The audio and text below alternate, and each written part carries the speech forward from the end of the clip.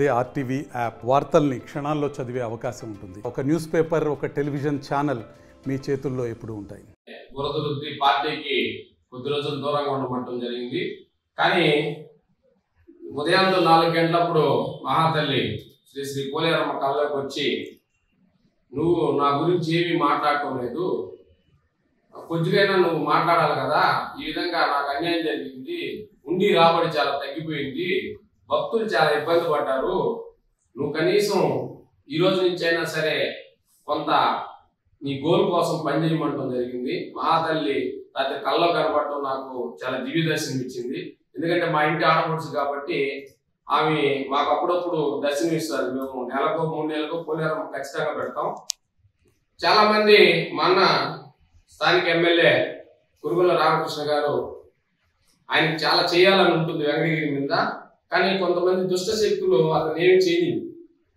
కాబట్టి గతంలో వైసీపీ ప్రభుత్వంలో జనసేన పార్టీ తరఫున బలంగా మాట్లాడటం, పోలేరమ్మ జాతర గురించి తప్పుల్ని ఎత్తి చూపించడంలో జనసేన పార్టీ ముందుండింది.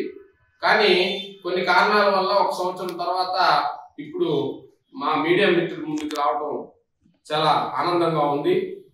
వెంకటగిరిలో నాకు 50 సంవత్సరాలు. ఈ 50 సంవత్సరాల్లో 10 సంవత్సరాల నుంచి ఊహ తెలుస్తుంది. 40 సంవత్సరాలలో ఇటువంటి జాతర అట్రప్లాపు జాతర. ఇది నేను పోలేరమ్మ భక్తుడిగా వెంకటగిరి ప్రజల యొక్క మనోభావాలు, అదేవిధంగా నా మనోభావాలు కూడా దెబ్బతిన్నాయి కాబట్టి ఈ ప్రెస్ మీట్ పెడుతున్నాను.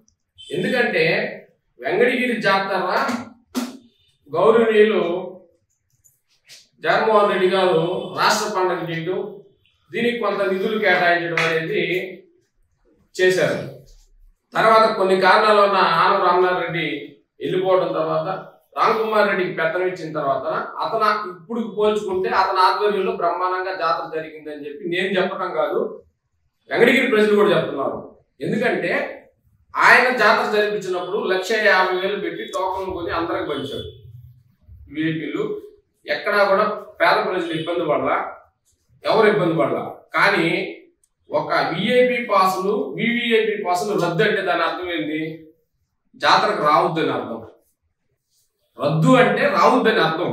మీ ఇష్ట ప్రకారం ఒక్కొక్క వ్యక్తి వస్తే ఒక ఎమ్మెల్యే గారు ఏం చెప్పారు పీస్ మీటింగ్ లో, నేను 5 మందితోనే దర్శనానికి వస్తారు, విఐపీలు కూడా 5 మందికే దర్శనానికి వస్తారు. ఒక్కొక్క కుటుంబం ఒక్కొక్క ఎమ్మెల్యే తరఫున 15 కార్లు, అడ్డదారులు, ఒక సిస్టమ్ లేదు. ఇది మన ట్రాఫిక్ సిస్టమ్ లేదు.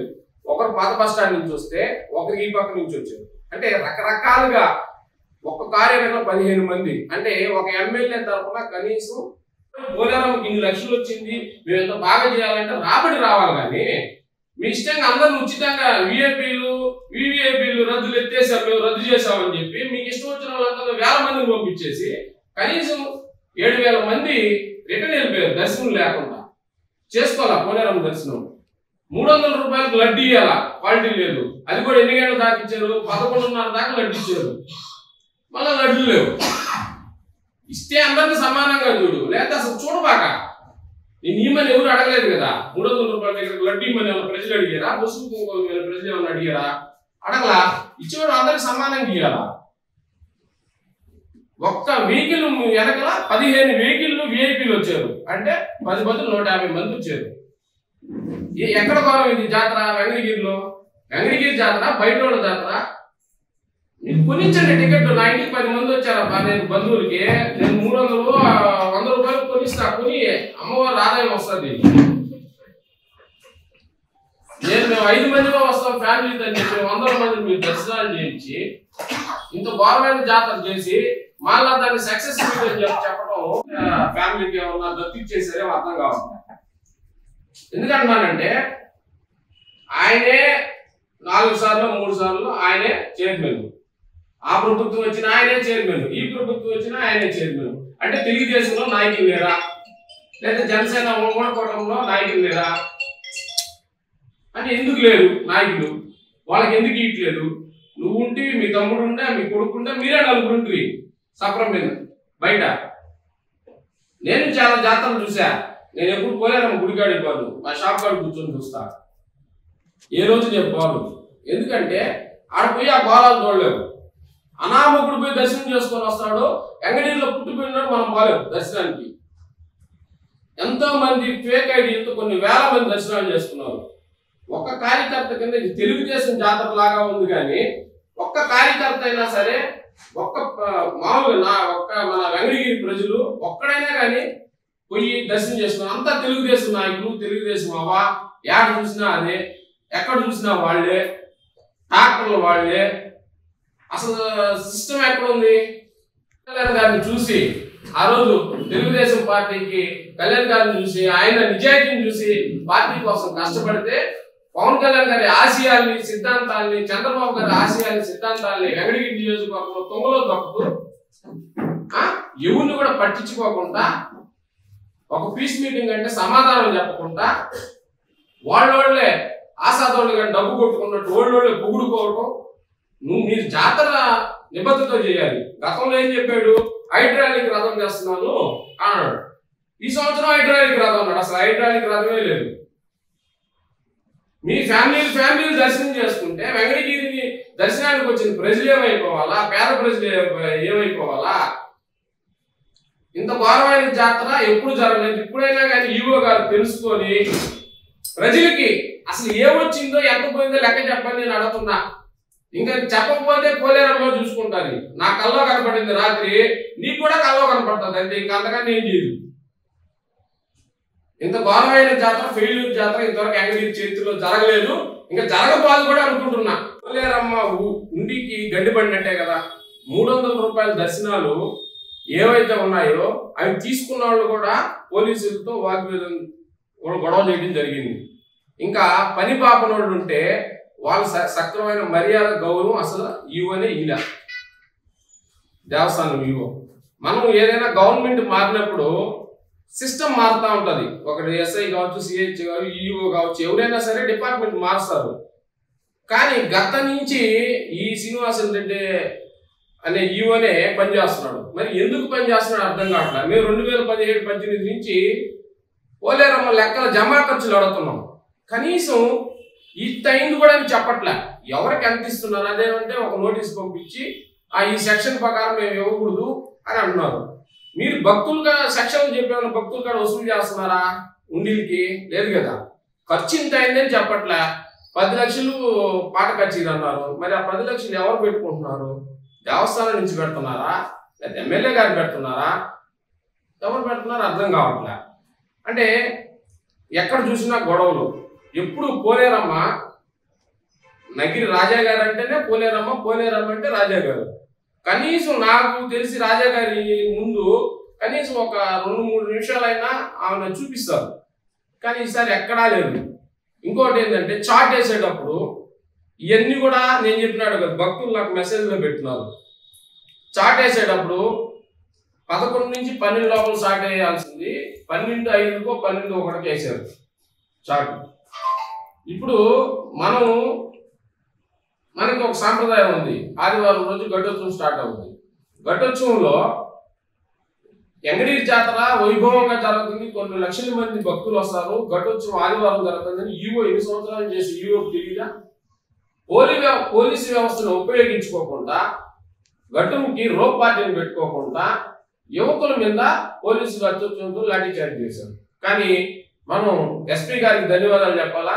చాలా వరకు క్రైమ్ రేటు వెంకటగిరిలో తగ్గిందని చాలా మంది చెప్తున్నారు. ఎందుకంటే తిరుపతి ఎస్పీ గారు పర్యవేక్షణలో డిఎస్పీ గారు కూడా బ్రహ్మాండంగా పనిచేశారు. కానీ జాతర అన్న తర్వాత కొన్ని జరుగుతాయి. కానీ ఎప్పుడు లేని విధంగా 6 గంటల కంటే మన పెద్దాలయం కాడ ఉంటుంది రథం.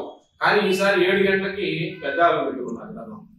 ఎందుకంటే లేట్ అయిపోయింది, కరెంటు లేదు, దొంగలు బీభత్సం చేశారు.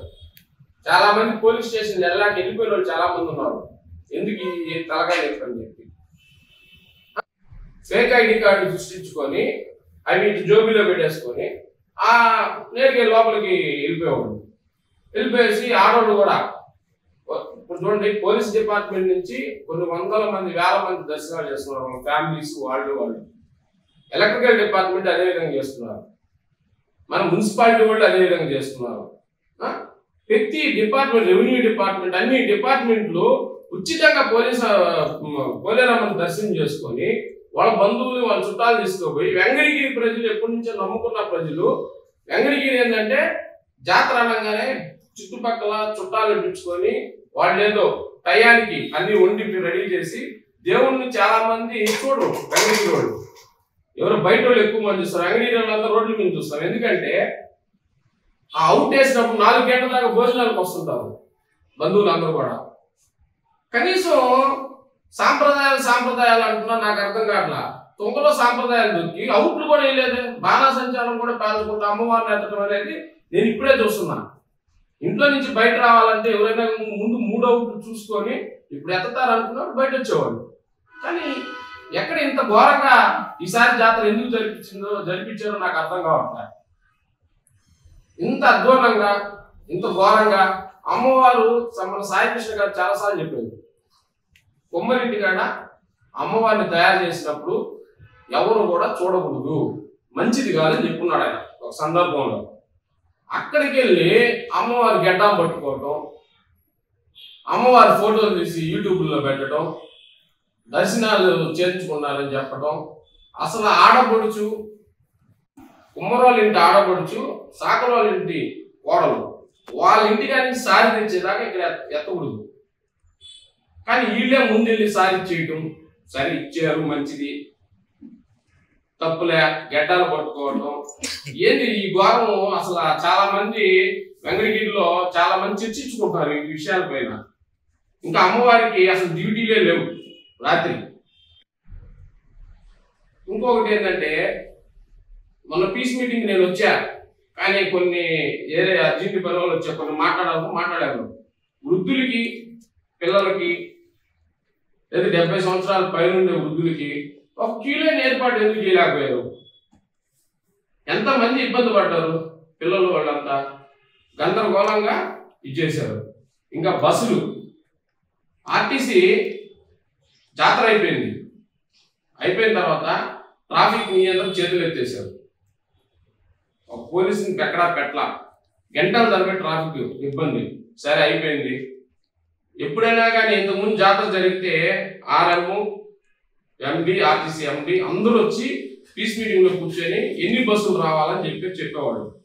కానీ ఈసారి ఏం చేశారు? బస్సులే లే. ఏమంటే అనంతపురం శ్రీశక్తి సూపర్ 6 పంపించారు, వచ్చేదానికి జనాభా లే.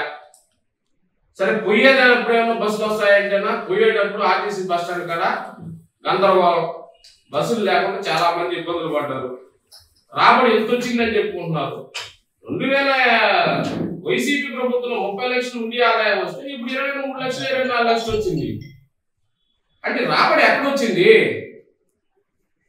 అంత మీరు ఎంతసేపు జాతరని ఈవో గారికి నేను మరీ చెప్తున్నా, మా అన్న ఎమ్మెల్యే గారికి మరీ చెప్తున్నా, ముందు ఆ ఈవోని మారిస్తే జాతర ఇంకా బ్రహ్మాండంగా జరుగుతుందని నా ఇది. ఎందుకంటే అతను ఏ రోజు లెక్క చెప్పాల. గవర్నమెంట్ మారినప్పుడు మన ఈవోని కూడా మార్చుకునే పద్ధతి ఉంటుంది.